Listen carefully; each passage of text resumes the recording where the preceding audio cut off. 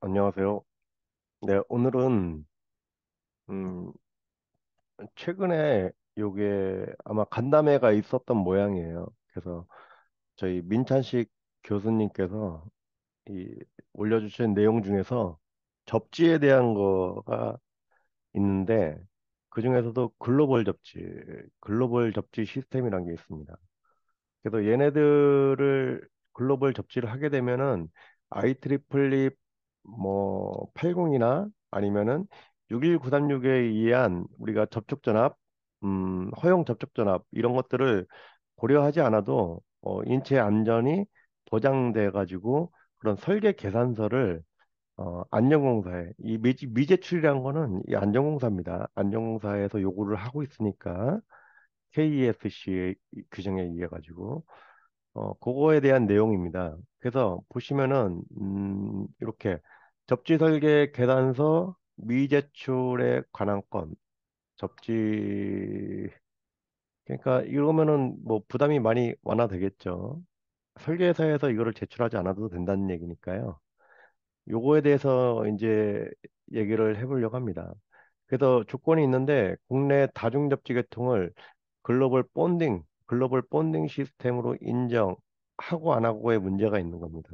이걸 인정하게 되면은 글로벌 접지 시스템으로 인정하면은 접지 계산서를 안 내도 되고요. 그게 아니다. 그러면 내야 된다는 겁니다. 그럼 현재 규정은 어떻게 되느냐?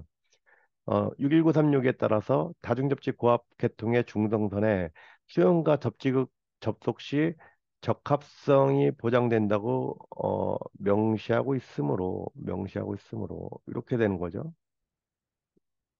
요거 그죠? 보장되니까 설계를 더 이상 진행할 필요가 없다. 뭐 그 얘기입니다. 그래서 현행은 이렇게 돼 있는데 보시면은 대지 전이당 등 지락사고에 의한 대지 전이당 등 그거에 대해서 허용 접촉 전압 이내의 조건을 만족하는 접지 저항값.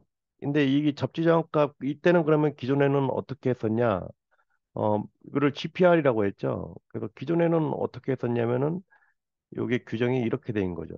이 GPR이라고 해서 GPR이 그러니까 이 GPR이 I 일선 지락전류에 곱하기 R 폴트나 R 폴트 얘네가 뭐 1200이나 접지 방식이 있다. 우리 다중접지면 1200볼트겠죠. 5, 5 250볼트 이내를 만족하는 그런 여기 접지 저항값 얘를 선정해라 이거였거든요. 근데요. 이게 참 어려운 게 뭐냐면요. 이 I 원지를 일단 다 구해야 되겠죠. 일선 지락전류. 그렇죠. 근데 일선 지락전류는 배정 계통에 따라서 틀린 겁니다. 그래서 이거를 설계사에서 이 일선 지락전류를 구하려면은 일단 배정 계통의 특징을 다 알아야 돼요. 왜냐면은 그 얘네들 지락전류가 배정 계통으로 흘러간다는 거죠. 요 규정이었는데 이게 너무 복잡하다 이거예요, 지금. 그러니까 이거를 어떻게 해요? 그냥 이 뭐죠? 어떻게 바꾸겠다는 얘기입니까? 이 글로벌 어싱 시스템 GS 조건 만족 시 만족하고 만족하면은 15미 이하 15미 이하로 하면은 이 조건을 만족한다. 지금 이 얘기를 하고 있는 겁니다. 지금 요 두 가지 얘기를. 그래서 얘네들의 관련된 규정을 찾아보면요. 얘네가 여기 있는 겁니다. 이 브리티시 스탠다드 EN 5052에 있습니다. 그래서 1kV 이상의 Earthing of Power Installations Exceeding 뭐죠? 1kV 1kV AC 계통에 초과하는 그러는 전력 시스템의 설치의 접지에 적용하는 규정이고요. 그다음에 ENA TS4124 여기에 적용돼 있습니다. 그다음에 저희 나라에서는 KSC IC 61936하고 지금 이 안전공사 여기 규정에 나와 있는 겁니다. 그중에서도 얘네가 메인이에요. 요 규정이. 근데 요 규정을 좀 보시면은 어떻게 돼 있냐면은 이렇게 돼 있습니다. 이 글로벌 접지 시스템 해가지고요. 여기 이제 어디에 있는 거냐면 이 EN5052, EN50522, 50522 여기에 있는 겁니다. 규정. 여기에 있는 규정이고요. 보시면은 모든 전기 시스템이 일선지락 고장 조건 하에서 동일 전위 상승이 되도록 상호 본딩 연결된 접시, 즉 한마디로 글로벌 접지기는 뭐냐? 상호 본딩 연결된 접지 시스템이라는 겁니다. 글로벌 본딩이. 근데 이게 이 서브스테이션, 그러니까 변전소, 한전 변전소일 테고요. 그다음에 우리 수용과나 아니면 얘네들 같은 경우는 480 볼트, 480 480볼트니까 저압 수용과겠죠. 그래서 이 얘네들의 접지극을 봤더니 이렇게 여기 그리드 이렇게 접지극이 상호 연결됐다는 거예요. 이게 바로 요거 얘기하는 겁니다. 요거 요게 바로 요겁니다. 상호 본딩 연결된 접지 시스템으로 연결돼야 된다. 그 얘기예요. 그럼 이게 아무 때나 존재하느냐? 그렇지 않습니다. 우리 그럼 배전 계통에서는 어떻게 돼 있냐? 이렇게 돼 있는 겁니다. 여기 보시면은 프라이머리 서브스테이션 이거는 한전 변전소라고 보시면 돼요. 그다음에 이 네모가 세컨더리 두 번째 서브스테이션은 저희 수용과라고 고압 수용과라고 보시면 돼요. 그러면 고압 수용과가 이렇게 다 이렇게 망상형으로 지금 돼 있다는 얘기죠. 이렇게 루프 형태로 돼 있다는 얘기죠. 즉 고압 저기 이 투투나인 배전 시스템이. 그다음에 이 각 궤도별로 다 접지가 돼 있죠. 접지가 돼 있죠. 그래서 얘네 이런 접지망을 저희가 이 이런 접지 저항의 효과를요. 네트워크 접지 효과라고 하는 거거든요. 그래서 이게 뭐냐면은 네트워크 접지 효과. 네트워크 올스인 이펙트. 영어로 하면은 네트워크요. 네트워크 어 네트워크 올싱 올싱 이펙트라고 해가지고요. 요게 이제 좋다 이거죠. 이렇게 상호 연결돼 있으면은 어디 한 군데 지락사고 나더라도 얘들이 전 계통으로 다 연결돼 있기 때문에 이 전위 상승이 동시에 이런 네트워크망에서는 동시에 올라간다. 그 얘기입니다. 가령 여기서 이제 뭐 여기서 만약에 저희가 여기서 요 서브스테이션에서 이렇게 받아가지고요. 뭐 저압 수용과가 있다 이렇게 저압 수용과가 있더라도 여기서 지락사고 나더라도 얘들 결국에는 이 네트워크망으로 다 이 지락 전류가 퍼지기 때문에 동일 전위 상승이 일어나서 결국은 안전하다 그 얘기를 하고 있는 겁니다. 지금 어, 상당히 뭐 합리적이라고 하면 합리적인 방식이라고 생각됩니다. 그래서요. 근데 얘네들의 GS 실현 방법 조건이 저기에 실려 있는 거예요. 그래서 우리나라 계통은 지금 고압 중성선 다중 접수된 계통의 변전소죠. 변전소가 어디 있냐면 이게 바로 이게 투투나인이죠. 투투나인 배전 계통이다 이거예요. K KVY 다중 접지. 우리나라 지금 이거를 깔고 들어가는 겁니다. 지금 이게 중요한 규정이죠. 그다음에 접지극 효과가 있는 케이블을 통해 즉 이 접지극 효과가 있는 케이블이라는 거는 시스를 얘기합니다. 금속 시스. 케이블의 금속 시스를 통해 연결된 연결된 연결된 연결된 변전소. 그때 이 규정은요. 구체적인 규정은 1km 이상의 케이블 길이를 가져야 된다. 이 구체적인 규정이고요. 그다음에 지금 이렇게 네트워크화 되려면요. 얘네들이 시골이면 안 되면 시골이면 좀 불리합니다. 그래서 도심지, 밀집 지역 일정 수 이상의 변전소가 같이 있는 곳을 얘기하는 겁니다. 그래서 여기 구체적인 조건은 최소 20곳 이상의 고압 로컬 접지 시스템이 상호 접속되어 있어야 됩니다. 요게 그럼 우리나라에서도 요게 만족돼 있는 데가 있겠고 조그만 읍내 같은 경우는 시골 이 도심지가 이제 영어로 얼반입니다. 얼반. 그쵸? 얼반이고, 아이고, 아이고, 뒤로 가야 되겠다. 네, 도심지. 상호 접속대 넓은 산업지역의 전기 공급 변전소. 그쵸? 그다음 한 개의 로컬 접지 시스템은 50m 이상의 접지 효과. 50m 이상으로 해라. 한 개의 로컬 접지 시스템은 50m 이상의 접지 효과를 갖는 케이블의 상당 조건. 어, 이거는 뭐, 이 전위 간섭을 얘기하는 것 같아요. 전위 간섭. 2파이 R분의 로우 I라는 그 전위 간섭이 해소가 되려면 최소한 50m 이상의 접지 효과. 그다음에 로컬 접지 상호 접속하는 보도체의 평균 길이. 이 로컬 접지의 요 두 개는요, 로컬 접지에 대한 얘기입니다. 로컬 접지에 상호 접속하는 보도체 평균 길이는 이런 공식, 얘보다 이 보도체의 평균 길이는 기준이 500m예요. 16 스퀘어, SM이 접속 보도체의 가중평균 단면적. 만약에 이게 16이라고 하면요, 16 스퀘어로 우리가 본딩을 했다. 접지 시스템을 보도체 16 스퀘어로. 그러면은 어 얘네들이 우리 보도체 아시죠? 보도체가 우리가 16 스퀘어 이하일 때는 S, 그다음에 뭐 35 스퀘어 넘었을 때는 뭐 2분의 S, 뭐 이런 걸 적용하잖아요. 그렇죠? 그 접지도체 보도체 규격이 16이다 만약에. 그러면 500m 이하로 하라는 얘기입니다. 평균 길이를. 그렇고요. 그다음에 유럽의 EN의 조건은 어떻게 되어 있냐면 유럽에서는 80V 88카.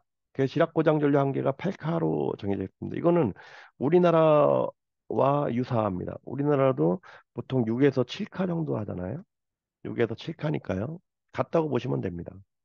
그럼 GES 특성 접지 임피던스는 R은 Z는 특성 접지 임피던스입니다. 그래서 얘네가 저항이 아니고요.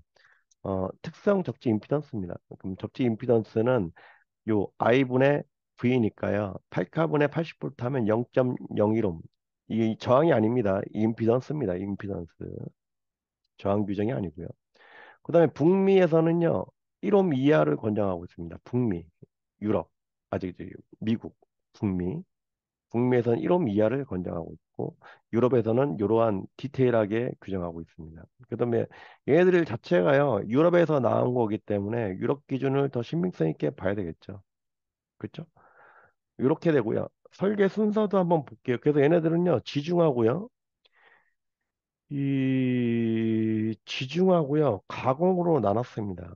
가공으로. 그래서 지중선에는 당연히 이 케이블이기 때문에요. 이 케이블에 대한 규정이 나와 있는 겁니다. 보시면은 그라운드 마운티드 서브스테이션, 즉 지상에 있는 변전소를 기준으로 하고요. 요게 이제 아까 그런 기준이고요. 그다음에 에, 케이블 인입, 케이블 패드 from primary 서브스테이션, 그러니까 서브 변전소에서 케이블 인입을 받는 겁니다. Yes. 그다음에 얼스 포트 레벨 일선 지락 전류가 8카 이상이다. 그럼 우리나라는 8카 이상일 경우가 아마 없을 겁니다. 그렇죠? 특별한 경우는. 그럼 어쨌든 no. 그다음에 connected to 100 secondary substation. 서브스테이션이 100개 이상이냐? or 한 개의 주 변전소를 가지고 있냐? 뭐 그러면 yes겠죠? yes 해당되면 시나리오 2. network contribution better than 0.17. 0.175. 그러니까 네트워크로 이름 이만큼 돼 있다는 얘기고요. 그게 이 네트워크 어싱 이펙트가 전체 다 합치면 0.175옴, 175옴 정도가 될 거다. 그래서 인스톨 스탠다드 디자인할 때는 그 접지 디자인할 때 시범 로컬 일렉트로드 타겟 레지스턴트 즉 시범 이하의 접지국으로 접지하라는 얘기입니다. 아마 지금 규정이 시범이란 게 아마 여기서 나온 것 같아요. 시범. 그다음에 얘네들 다 만족하지 않으면요. 기존 설계대로 그냥 하라는 얘기입니다. 우리 IC 61936이나 IEEE 80에 의해서 이 터치, EPR, 일선 지락치 건전상 전이상승, 전이상승, 그다음에 터치 전압 기존에 따졌던 대로 하라는 얘기입니다. 이게 지중이고요. 가공은요, 어쩌고저쩌고 해서요. 얘네들도 보면은 시나리오가 있고요. 전부 다 뭡니까? 시범이라고 규정되어 있습니다. 시범. 그래서 이 시범이란 게 공통입니다. 그래서 글로벌 접지 요 시나리오가 내가 4번, 5번, 1번, 2번, 3번 이렇게 나오더라도요. 결론은 이 저항 규정이요. 전부 다 시범 이하로 이렇게 정해진 겁니다. 시범. 그다음에 네트워크가 연결돼 있을수록 이런 이제 저항들이 낮아지게 돼 있다. 그런 얘기입니다. 그래서 로컬 쪽에 시범 이렇게 시범으로 다 하면은 이 전체 네트워크는요 거의 1옴 이하로 만족할 수 있다 이 뜻입니다. 이게 지금. 근데요 여기서 보시면 조건이 있습니다. dense large urban network 즉 대도시 밀집 지역 그다음에 all underground network supply from primary substation 즉 모든 게 지중 공급해야 된다. 그러니까요 지락 전류도 큰 겁니다. 그러니까 시스로 다 연결돼 있겠죠. 그러니까 이 EPR 레벨이 낮습니다. 그다음에 소도시인데 다 지중 공급으로 돼 있는데 이런 데도 약 8카 15. 그다음에 루럴 그라운드 마운트 소스 시골 그러니까 밀집지역이 아니란 얘기죠. 8카 15. 그다음에 루럴 시골 역시 그라운드 마운티드 지상에 있는 조그만 도시 패드 프롬 오버헤드 라인입니다. 여기서부터는 오버헤드입니다. 즉 가공 라인. 가공 라인은 이 접촉 조항 이런 것 때문에요. 지락 전류가 상당히 크진 않다. 약 4카 정도. 그쵸? 그래서 노 네트워크 루럴 그라운드 마운티드 서브스테이션이고 all over part overhead line 패드. 즉 오버헤드가 부분적으로 아니면은 어 오버헤드 라인으로 돼 있다. 즉 가공선으로 돼 있다. 그럴 때는요. 약 10옴. 10옴. 그래서 특별한 경우 폴 마운티드 서브스테이션. 폴 마운티드라는 거는 이게 전주에 올라가 있는 변전소 이런 걸 얘기하는 겁니다. 이럴 때는 약간 높게 봐도 무리가 없다. 그래서 지금 약 10옴 이하로 지금 정한 게 이겁니다. 그래서 10옴에 대한 명확한 근거가 얘네들은 이제 그 테스트나 이런 거를 했기 때문에 이런 게 나오는데요.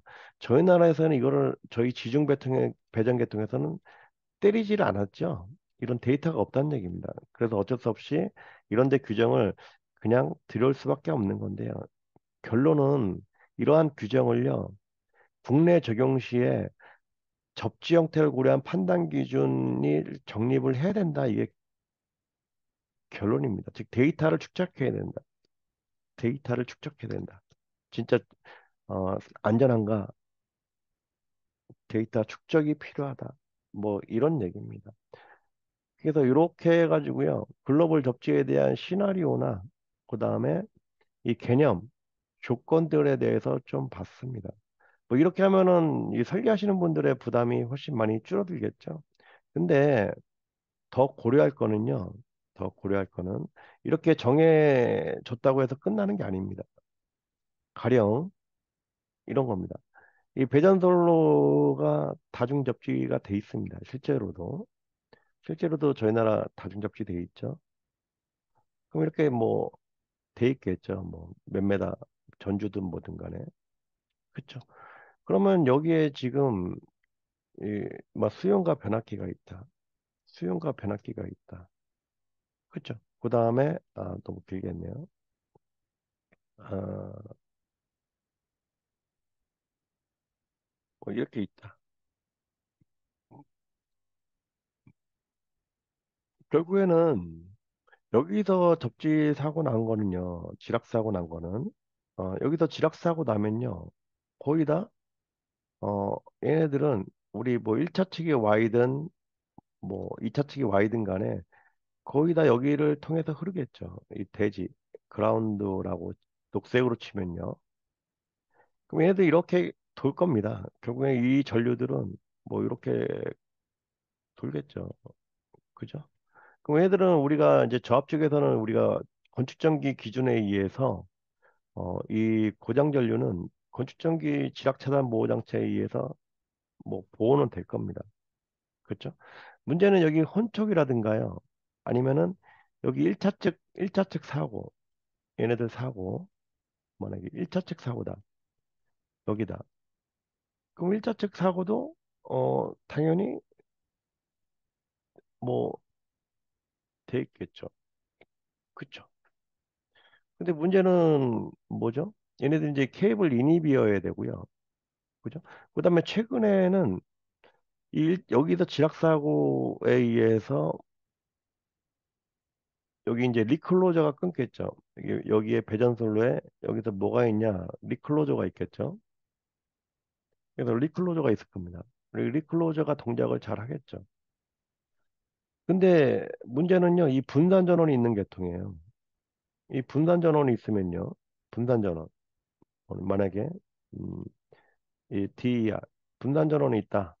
분산 전원이 있으면요, 이 전류를요, 변압기 결선하고 상관없이 이 전류를 공급을 해주겠죠. 1차 측의 지락 사고에. 1차 측의 지락 사고에 공급을 해줄 겁니다. 이 분산 전원에다. 그럼 단독 운전이거든요. 예, 단독 운전입니다. 그래서 이 리클로저가요, 전력을 계속 공급하고 있으면은, 리클로저가 제대로 한쪽이 가압이 되니까요. 소이온 시간이나 이런 것들이 문제가 될 겁니다. 뭐 이런 보호개전, 그래서 보호개전에 대한 이 한전설로 보호개전에 대한 대책이 아니 보호개전에 대한 검토가 있어야 된다. 뭐 이 얘기고요. 그다음에 최근에 여기서 이제 이쪽에서 GY를 달게 하죠. 그래서 GY 델타 결선, 즉 1차 측, 이 어, 한전 측을 GY하고 그 수용가를 델타 결선으로 요구를 많이 하잖아요. 그럼 여기에 이제 또 NGR을 달아야 되겠죠. 그렇죠? 그래서 이런 문제, NGR을 계속 전류가 많이 안 오는 문제, 뭐 이런 보호 개전, 그다음에 이 분산 전원에 대한 검토, 뭐 이런 것들이 더 필요할 것 같아요. 근데 지금 이 상태도 이거는 이제 이 다음 얘기고요. 현재 스코어는 여기까지는 어, 판단 기준이 됐다. 근데 이게 이제 배전 계통하고 연결되다 보니까요. 여기도 보시면은 배전선로의 구성 형태죠. 그렇죠? 이 배전선로의 구성 형태는 저희 건축전기에서 다룰 수 있는 항목이 아니잖아요. 그래서 이 한전에 있는 이 데이터하고 같이 또 우리 수용과하고 연동해야 되는 문제가 있습니다. 그래서 이런 것들이 참 어려운 얘기입니다. 어, 그렇죠. 결국에는 이 지락사고, 한전 측에 있는 이 지락사고로 인해서 저희 이 고압계통하고 이 저압계통의 접지를 저희가 접지기를 연결한다 이거죠. 그렇죠. 그럼 이 연결했을 때, 이 케이블이나 뭐 이런 걸로 다 연결했을 때 접지극을 고압하고 저압하고 만약에 연결했을 때 이 한전 측에 있는 이 사고로 우리 수용가에 있는 사람들이 안 죽는다는, 즉 감전사고가 일어나지 않는다는 뭔가 확실한 데이터가 있어야 되는 겁니다. 근데 만약에 한전에서 그걸 건축정비에서 이거 한전 쪽으로 그런 데이터를 요구한다 하면 한전에서는 제 생각에는 노할 것 같아요. 노. 그죠? 이 수많은 경우가 있는데 그걸 어떻게 한전 측에서 예스라고 대답하겠습니까? 당연히 노라고 대답하겠죠. 그래서 이런 문제가 아직 이슈로 더 남아 있는 겁니다. 이게 굉장히 중요한 얘기입니다. 그래서 자, 오늘은 이 분단 전원에 대해서, 분단 전원이 된다. 이 글로벌 접지, 지금 이슈가 되고 있는 글로벌 접지 시스템에 대해서 좀 살펴봤습니다. 아직도 진행 중인 얘기고요. 갈 길이 먼 얘기입니다. 그래서 이런 내용들이 지금 화두가 되고 있으니까 당연히 건축전기 기숙사 시험 문제에도 나와야 되겠죠. 나와야 되는 문제입니다. 여기에 대한 검토 의견이 어떻게 되느냐. 이런 것들을 공부를 좀 하시길 바랍니다. 네, 좋으면은 좋아요, 구독 눌러주시면 감사하겠습니다.